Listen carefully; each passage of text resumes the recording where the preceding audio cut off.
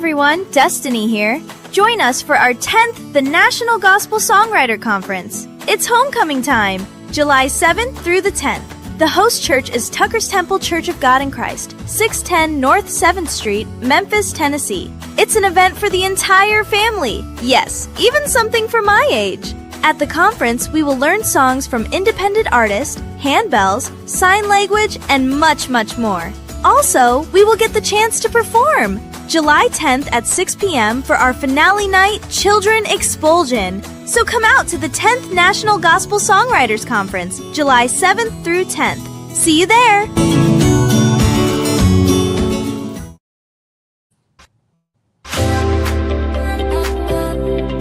Hello everyone, Justice here. Join us for our 10th The National Gospel Songwriter Conference. It's homecoming time, July 7th through the 10th.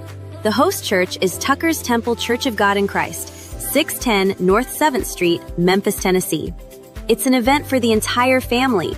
Yes, even something for teenagers. At the conference, we will learn the media side of running a service, how to conduct interviews, and work with the chief executive administrator.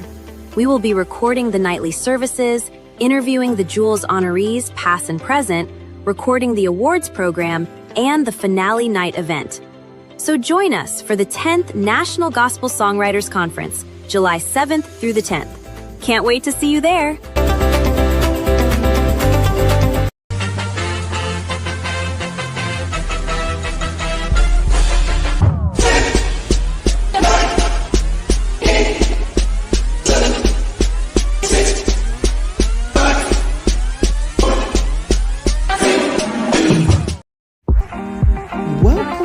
Welcome to Readings with Evangelist Linda Coleman. Let's allow her to take us on a spiritual journey with these amazing books that she has found. So take a deep breath, grab a healthy snack, and let's relax and listen in. Well, hello, everyone. And I pray that you are all doing well. And so glad that you're joining me one more time here at DLM Media Networks with Good Reads with Evangelist Linda Coleman. And baby, we've been reading some good stuff lately. We just finished Brother Frank Thompson Jr. book on the last session, but now we're into a love story. Go, baby. Can we have some love romances in our life? Yes, we can. Yes, we can. So I want to introduce you to a new friend of mine, Dr. Louise Smith. Her book is called An Amazing Life All in One Day. And it's a spiritual relationship that she has with her husband. And she's showing us how God put them together. And baby, if you think it's all over for you, here's my sister to let you know it ain't over, because the fat lady is not singing yet. Yes. And if she is singing, she can shut up because she ain't finished the song, okay? Because God always does something for his daughters and his sons as well. Something special. And even in our latter age, we can still have a wonderful relationship with somebody. And I thank God for this new book, An Amusing Life All in a Day. I need a little romance novel to read to you that's not crazy, right? But so clean and crisp and fresh. Let me give you a foreword one more time for those of you that missed the introduction last week. She said it was Saturday, September the 2nd, 2019, the second day of our calm but blissful delight. After celebrating 14 years of being married, it was just another year. We were two grateful souls basking in our moment of reflections and emotions. Oh, I reminiscent of the actual night Linton and I met at 9:30 p.m. at the Sentinel of Hope Christian Ministries. Now the girlfriend got the time down. Baby, I don't know when or what time I met mine in the past. A church organized through the Pentecostal Assemblies of the World to get married. This was the church Linton attended. The ground was almost barren, lifeless, except for the 6 cars on the lot, including Linton and mine. My second-born king, Calissa, was unable to attend, but his wife, Larissa, and their 12-month-old baby boy. They were there with me. He was dressed in this cute little green short outfit. I love the way she just describes everything, right?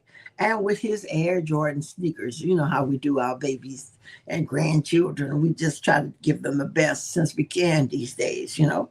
She said, my firstborn king, Maurice, was the videographer who captured some of the footage of the nuptials. But the pastor and his wife and the two members of his congregations were also there to witness this new beginning. Kendall, the third-born king, proudly walked his mother down the aisle to her forever mate. To her forever mate. From 1999 to 2006, I was a part of a church in the city, a full gospel, charismatic, independent church whose pastor had strong charisma. His skin was smooth and dark, and he was debutante eyes, easy on the eyes. He was debonair, I'm sorry. He was debonair and easy on the eyes with $1 million smile, and he could sing you into a fit. He was as handsome as he could be. However, he had a dark side. He was selfish, self-absorbed, controlling, manipulative, and known for his pulpit bashing.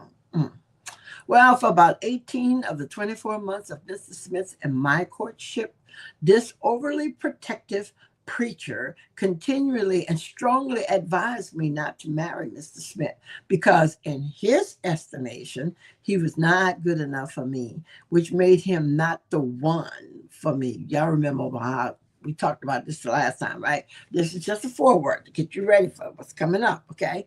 So going against the grain was not something I would normally do, but in this case, I was found guilty. There was no proof of these make-up prophecies from the overseer of this full gospel standalone ministry. Would God reveal himself to another person without speaking his truth to the person in whom the warning was meant for? No. One thing for sure, we are all God's children and creation, and not just the pastors. It is my belief that his parishioners were more afraid of him than they were or respected him. When he discovered my awakening, he showed this, like he didn't care about me anymore at all.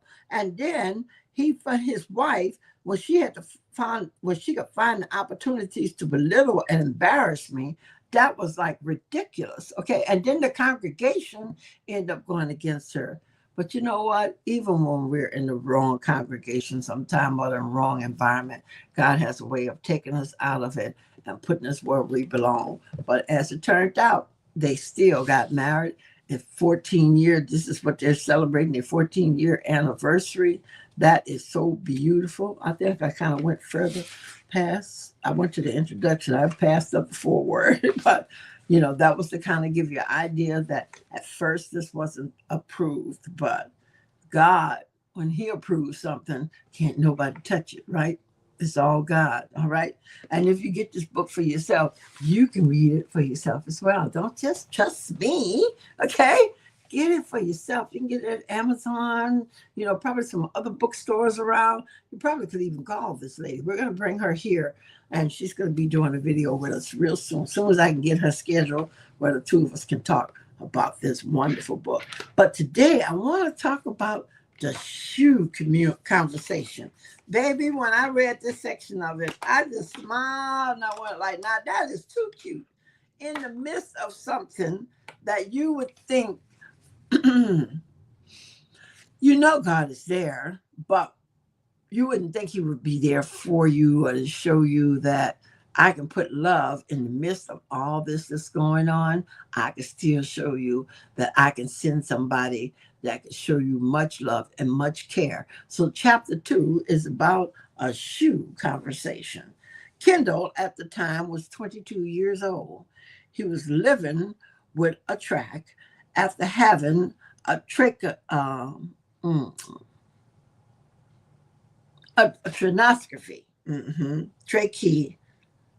Tracheostomy. Yeah, a tracheostomy. Y'all know what I'm talking about when you have to get the throat cut and then they have to give you that air passage for you to breathe out. Well, Kendall had a track in his throat. Okay. And the tube from an injury sustained in a head on collision by a drunk driver in 1993. His injuries were very severe. He suffered open and closed head contusions. Oh, baby was really going through some stuff. He was knocked from the back seat of our neighbor's hatchback into a coma for 14 days. That had to be very, oh, dramatic and very hard on the family, to have a very bad accident. And then, drunk drivers, many times they come out of accidents like that without a scratch, like nothing even happened. But the people who they hit usually suffers the most. I heard that the doctors were not hopeful of Kendall's life. I also suffered injuries in that car crash with 2 broken thighs. My right leg almost severed and glass all in my face from the broken windshield. Those were challenging times, but by the grace of God, we yet remain and we came out as the victors. Well, I pray and I thank God for giving you the victory and y'all being okay. But Brother Kendall still has to deal with this track in his throat. Well, Kendall had this tube put in place, but it was removed before returning home from the hospital. However, in 1999, Kendall developed pneumonia for the second time. At this time, it was pretty bad. He was placed on a ventilator because he was not strong enough to breathe on his own.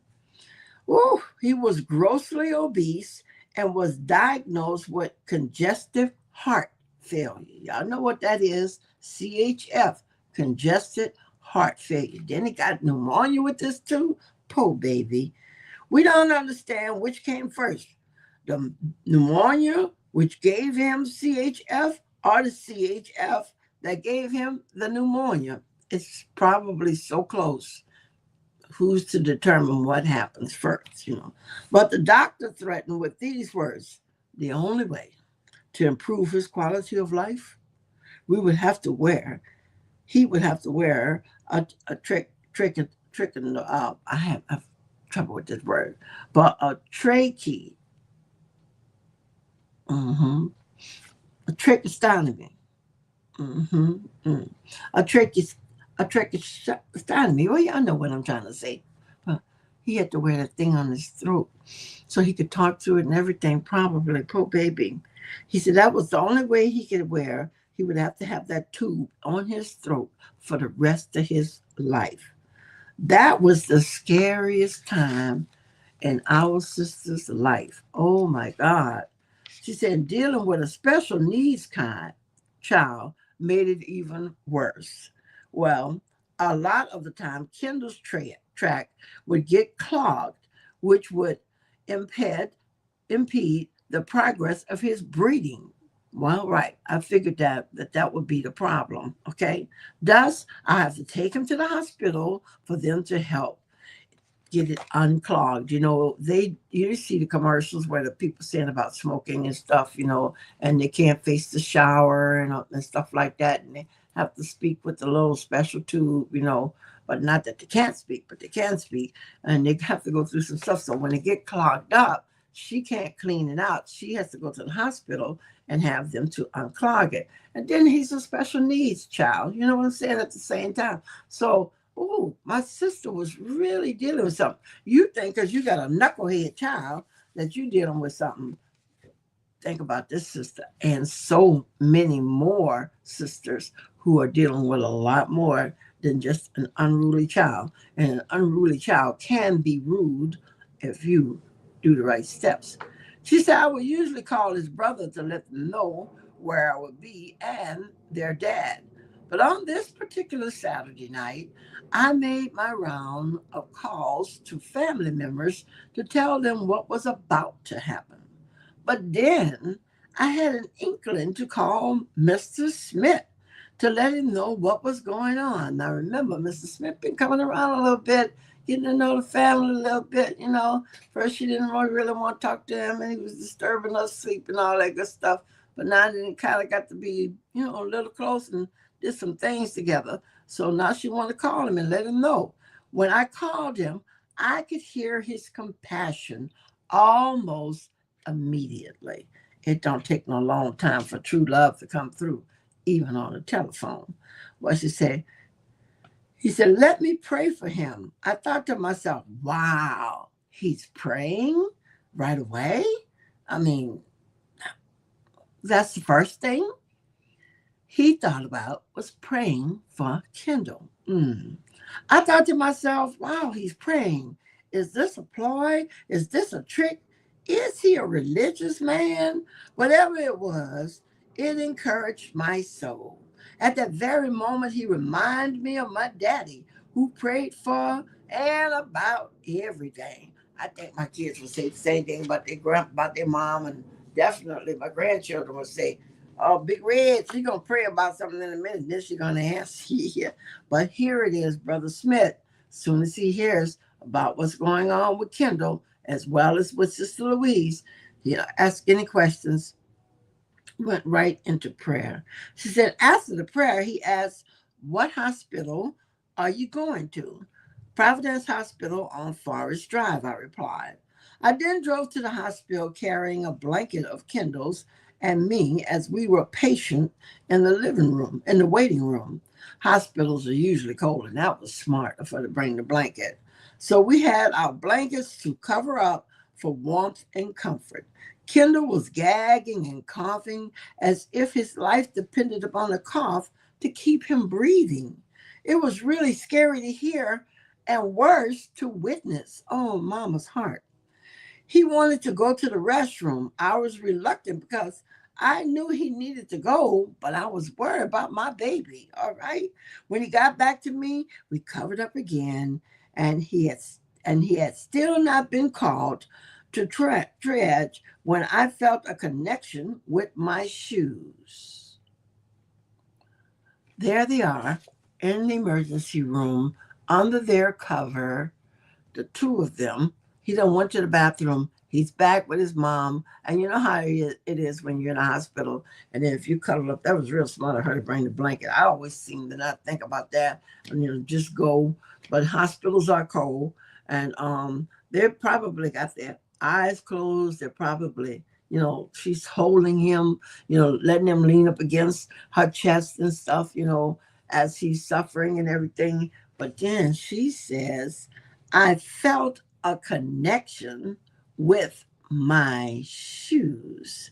As a point of reference, I would call the boys and their dad to let them know where we were. And sometimes my second born, Carly, would meet me at the hospital just to keep us company.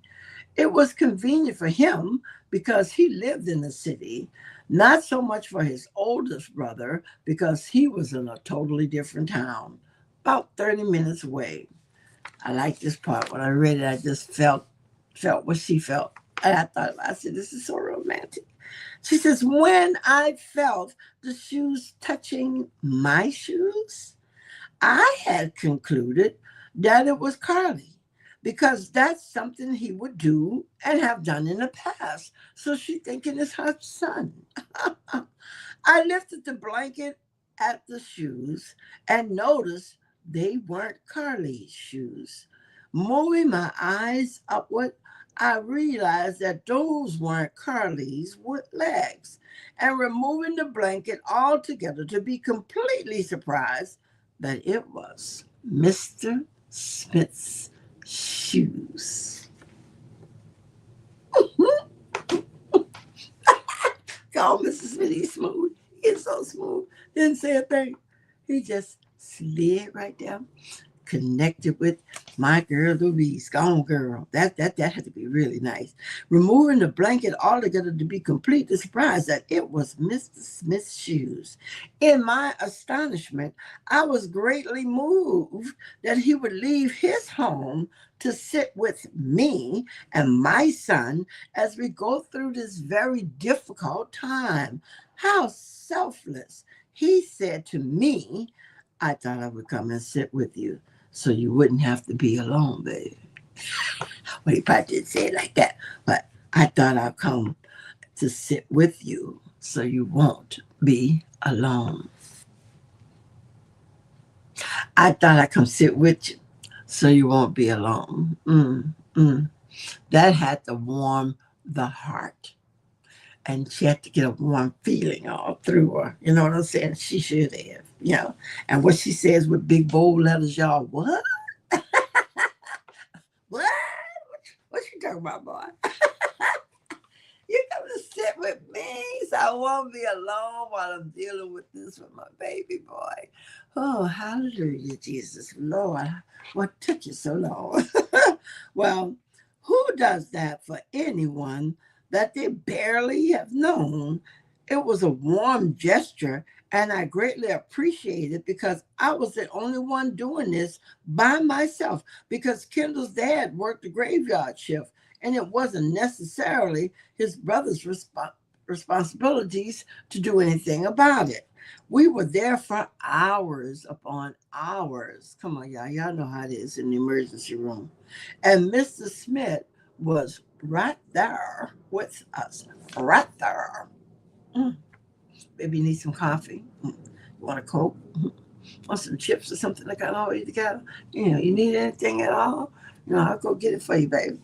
I know we're not there, but y'all know how it is when you got somebody that loves you and is showing you how much they care about not just you, but your son as well. That's pretty good. Well, when we finally left the hospital, Mrs. Smith followed us to our home to make sure we got in safely. What a kind and gentle man. In a few short hours, it was Sunday morning and time to go to church.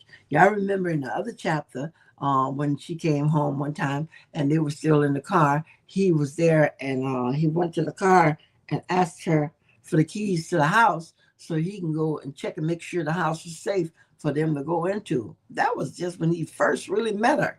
And here it is again. He's making sure that all is well before they go in that house. We went to church as usual. The pastor at this time was using my example of what dedication looks like. Well, as I look back on it now, I should have stayed home with my son because of the big oxygen machine we had for his comfort was just a whole lot to deal with. He should have been home in his bed resting, and his mom too, from the trauma of the night. Well, sometimes we are very dedicated to what we do, Sister Smith, especially when it comes to serving the Lord. And a lot of times, I'm sure it was on your mind. I want to give God some praise that my son made it through the night. God still showed favor to us, and if we can go anywhere else in the world, why not go to God's house first, and we can rest when we come back. But I'm sure the church would have understood, and God would have understood if he had stayed home. Well, after church and without intelligent thought, I made a hasty decision to take an afternoon drive to Charleston to hang out with my sisters. While driving down the interstate, this song came on the radio by Donnie McClurkin called Again. When I heard the lyrics to this song, I had to pull over. I cried like a newborn baby without its mother's milk. The lyrics remind me so much of that days past of being with Mr. Smith. She said phrases like, again I call you, and again you answer, and again I need you, and again you're there, and again I reach out, and again you hold me, you console me once more, and again. Those are the lyrics to the song Again by Brother Donnie McClurkin. And those of y'all that know the song, you're familiar with that. But that touched Sister Smith's heart so strong that day. After everything and knowing here this brother is right there with her, sharing things that she's going through that she never thought someone that she remembers, they haven't been knowing each other a long time yet. Yet here he is with her. Those words took me on a journey. It was like I had to take this trip so that I could hear this song. to recognize what was taking place in her life. Because it was at that very moment that I realized I have a growing affection for this man. So I called him to let him know I was thinking about him and to thank him for his unselfish kindness. It was so attractive and apparently authentic.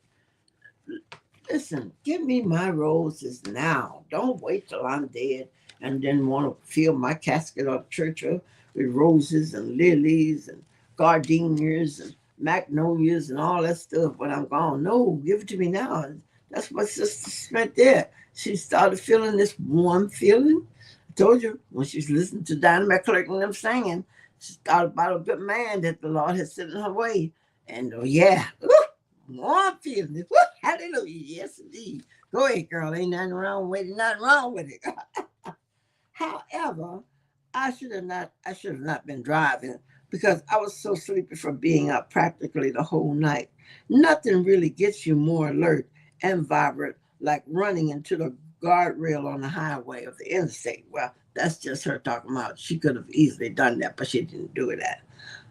I am now fully engaged. Excuse me, as oh my God, now I'm yawning, huh? I'm now fully engaged as an alert driver. I'm driving and reflecting on these last few days.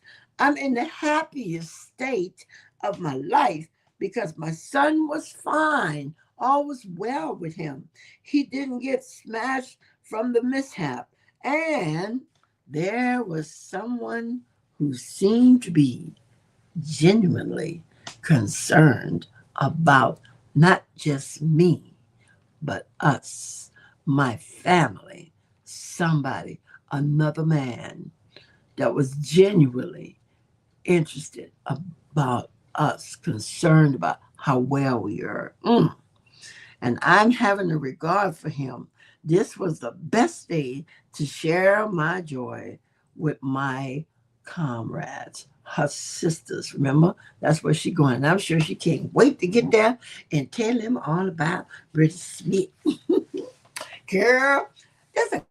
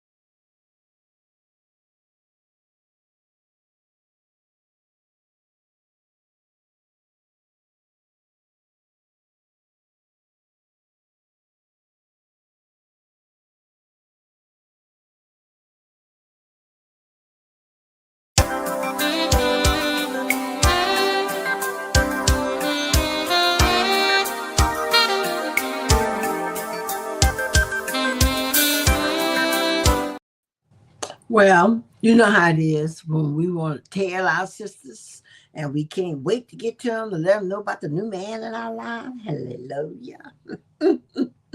Girlfriend was feeling good. She was fly high, honey. Now I don't have no sisters when my daddy had me, the only girl that my father had. That was it. My brothers were still behind me to take care of it, their big sister, but I shared a lot of stuff with my brothers. So I guess sharing with brothers could be just as much fun as sharing with sisters. And Sister Smith could not wait to tell her sisters all about Mr. Smith and how he hung out with her at the hospital and how he's been checking the house out to make sure it's safe before they get in there, how he's been sharing time with the family and everything. She said, well, by now 5 months have passed. We were in the autumn season, and by this time, I had learned some important things about Mr. Smith. Whether we were on the phone or in each other's company, wherever I called him or whenever I called him, he would never say, huh? What do you want? What is it? Or what?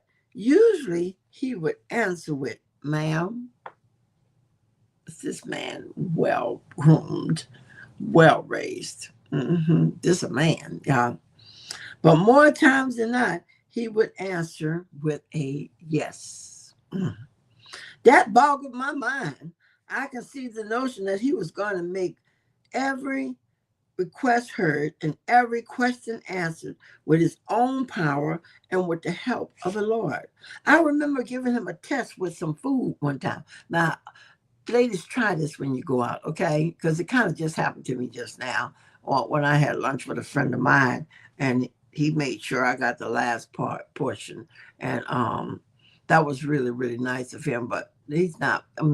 It was. I really appreciate him being such a gentleman for that. And after reading this, kind of made me think about it. Okay, but Mr. Smith, I remember giving him a test with some food.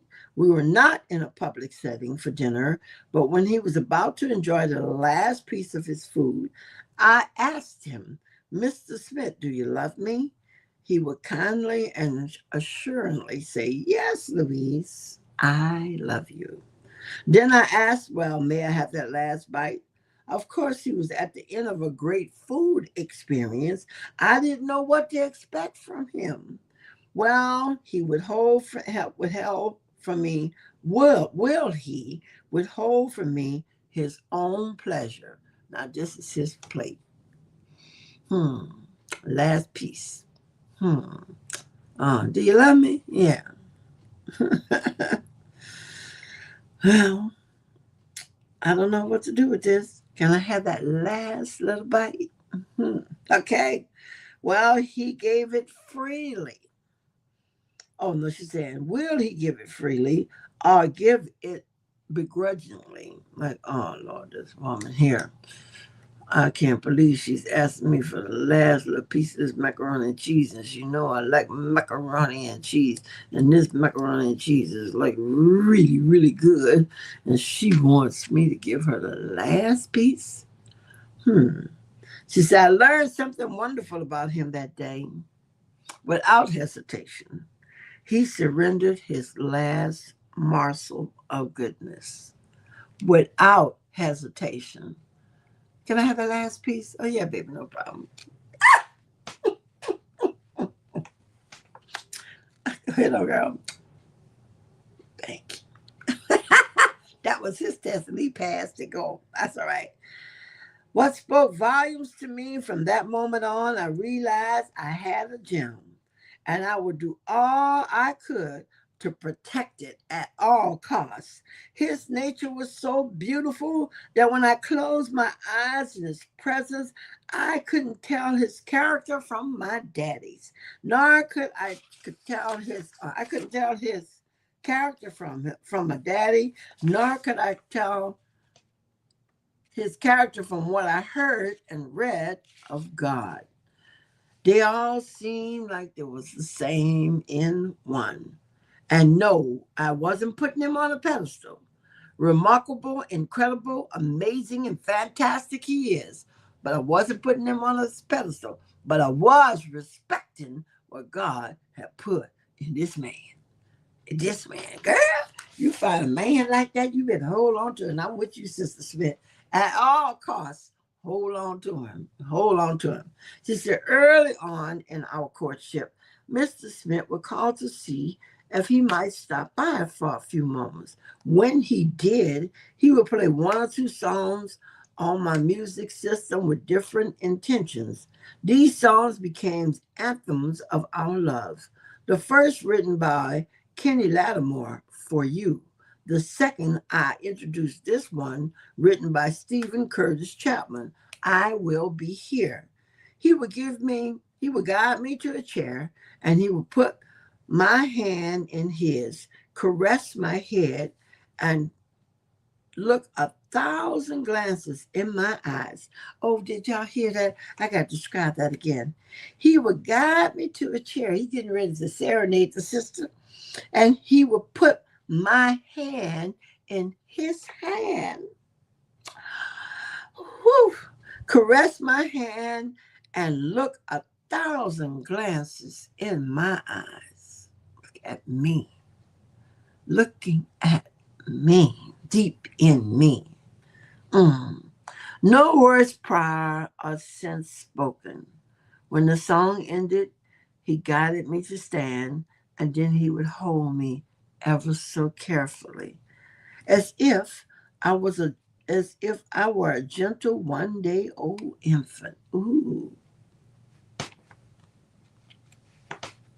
Hold me, baby. Hold me.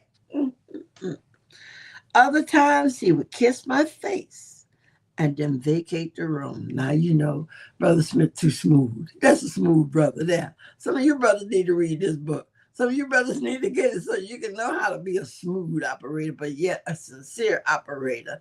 That's what made everything about this relationship so beautiful. It is genuine. He not playing a game. Neither is he trying to set her up. And the more we read this book, the more we're going to feel like there is still a chance for us out there that don't have a man yet. Okay, Mr. Smith's approach was definite and unforgettable, all without going to a place of no return. For our endless phone conversations, Kenny G and Tony Braxton songs that someone was you would either begin our conversation or end it. He is a man of great passion. If he were excited about something, all and everybody would know it. If he protested a belief and felt strongly against something, all would know it. For his music, his girl, his religion, he has a deep affinity for these subjects. We've had many discussions about God, the Bible, and other spiritual matters. My darling boo was a staunch legalist. Over the years, he has mellowed out many, many things, especially those pertaining to critical subjects. What a wonderful man that this young lady has in her life. Let's go right into chapter 3 because I really trying to set you up for it. Chapter 3 is called The 10 Ring of Fellowship. The 10 Ring, R-I-N-G, of fellowship. She said, one of my fondest memories of our early courting days was when Mr. Smith gave me a Cracker Jacks box. Y'all remember Cracker Jacks? It's still around, and it's still good, too. Well, the backstory to the Cracker Jack was from when I was a little girl with my daddy.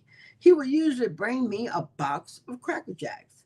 It was our very special moment. Sometimes he would bring them in a 3-box package. You know how Cracker Jacks used to come like that. And you still can get like that 2 today for 3 in the package. I remember being so excited about receiving a 10 ring like they advertised in the commercial. Just the caramel popcorn was a treat all to itself. I was looking for something other than a ball or a notepad or a whistle or some stupid little surprise toy. My highest hope was to get the 10 ring. When my daddy brought home the Cracker Jacks, I would dump the contents out into the bowl because I just needed to see what was the surprise inside. Well, immediately I remember telling Mr. Smith that story, and however, I don't remember when I told him about my childhood story with the Cracker Jacks. I don't understand. And she said, I don't even remember when we talked about it. It was just one of them many, many conversations that they had had. She said, I remember it as fresh as if it happened this morning. She said, it was Thanksgiving Thursday. The family was gathering a little later in the day. Mr. Smith was the first to arrive with a bag behind his back. He greeted me with a sugar smack on my left cheek. When I blushed, he handed me a plastic grocery bag. Nothing prepared me for the next few moments, y'all. I was blown away. Okay. I opened the grocery bag, peeked inside, and let out a squeal. Woo! Wait! Oh, wow! Hallelujah! He brought me 3 separate Cracker Jacks boxes. Oh, wait, why that does me? Well, at that moment, I was reduced to a 4 or 5-year-old child again. I pulled one of the boxes out of the bag, opened vigorously, because just maybe, I would get a real prize this time. Well, to my same experience as when I was a child, there was not only a gift I didn't desire, but there was no surprise gift whatsoever in the first Cracker Jack box. There was nothing in it. Not nothing. Okay. So I tried again with the second box. I dumped the second box into the bowl. And what do you know? A ring was in that box. Ah, yes, indeed. Mr. Smith bought a 10-carat gold double heart ring.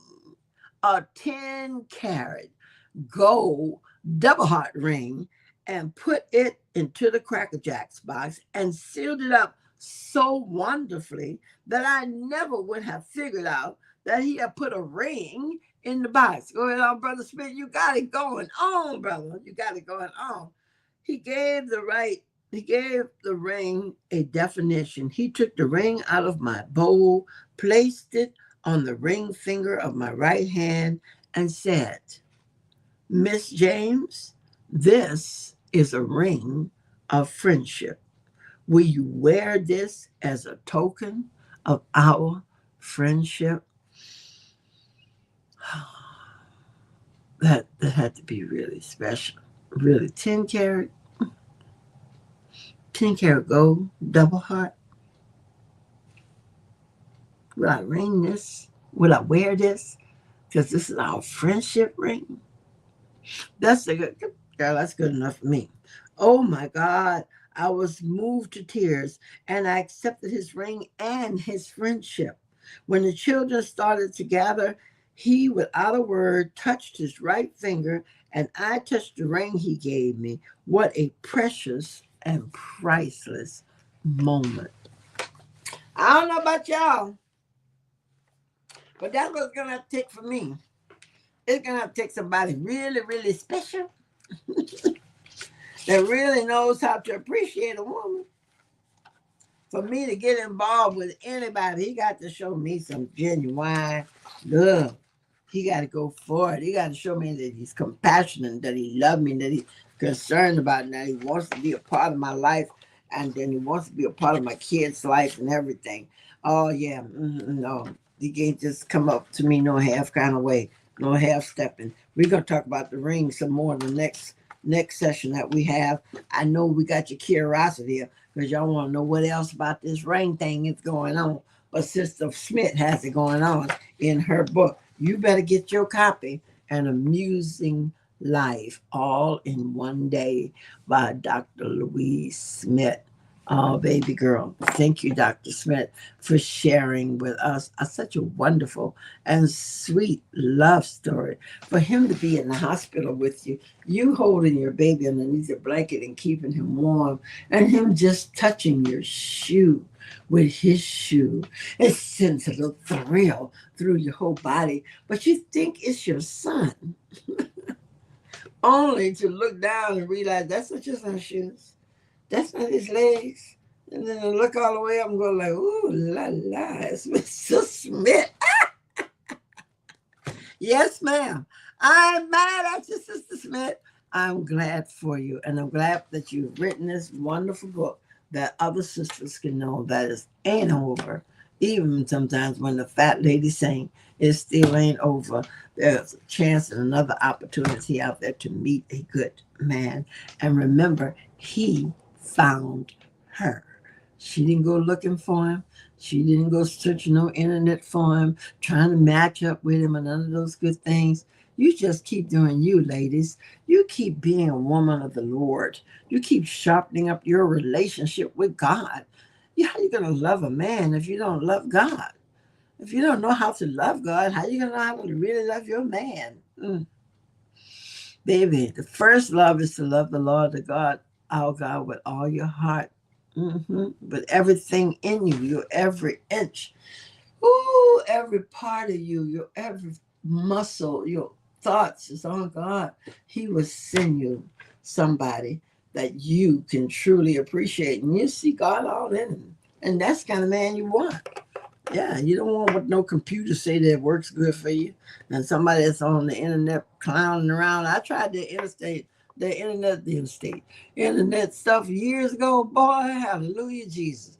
When I got to Houston, Texas, that man didn't look nothing like his picture. I'm walking all over the dude. Oh, Linda Coleman? No, Linda Wright at the time. Linda Wright, I was divorced, but still called Linda Wright. Linda Wright, and I looked around and looked at him. I says, "Yeah, are you such and such person?" He says, "Yeah." I just could have threw up right there on the spot. I'm like, oh my goodness, that was the last time I went to the internet to try to find a man. Now, some people say they find some good ones in there. Well, God bless you. If that's where you have to go and get yours, I wish you much luck, but I'm not going to go searching for nothing because I'm a good thing. I am a good thing. I'm worthy to be found. I'm not sitting up on top of the ground. I am somebody you could dig for, baby. I'm good stuff. Yes, because God made me. And I'm even better than I was with my first two husbands. My first husband was okay. Second husband just led me to the den of damnation is where I was going and didn't even realize it at the time. But I was going there with, oh man, with hot shoes on and all that stuff, going straight to hell. Yes, it was. But now that I found God and I live a different way, I know what if my father wants somebody in my life, he's going to send me somebody like that, Brother Smith, that appreciates me and loves my family. But most of all, that he loves God. Listen, ladies, I got to leave you, but please tune in next week. And we're going to do it again. We're going to go talk about some more of this good stuff. Listen, I want to invite you to St. Joseph House of Prayer next month, May 30th. I forgot to send Pastor Piggy's the information on this. Maybe I did send her a flyer. I'll send her a flyer again. We're going to have an art show out there. I'm looking for artists to come and just set your tent up, set your table up, put your art exhibits on exhibit, your artwork on exhibit. Sit back, relax.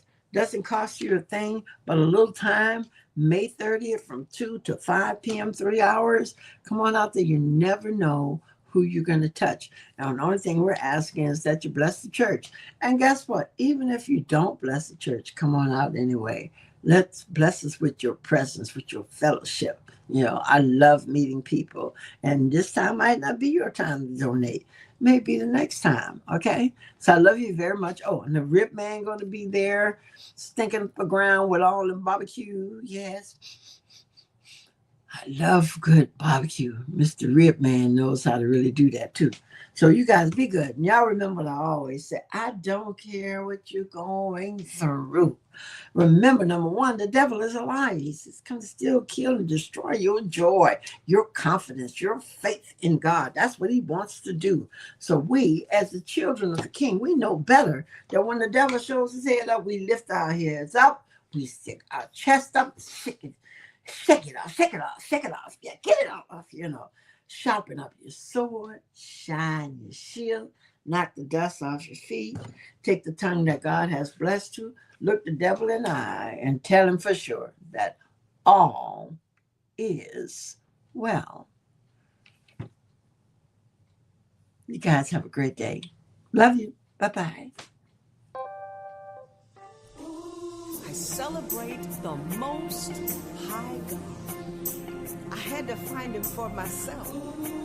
But it's evident everything you see is about God. Jehovah Jireh, Jehovah Sidkenu, he's always there. And I can only say that he's real. So real, so real,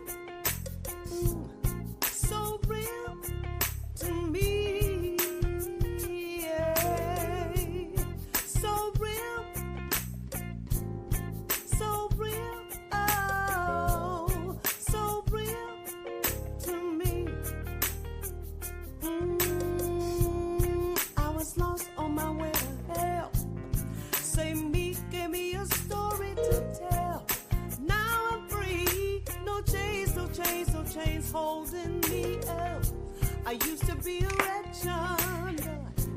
Thank God for the Son. Saved me, gave me the victory. Oh,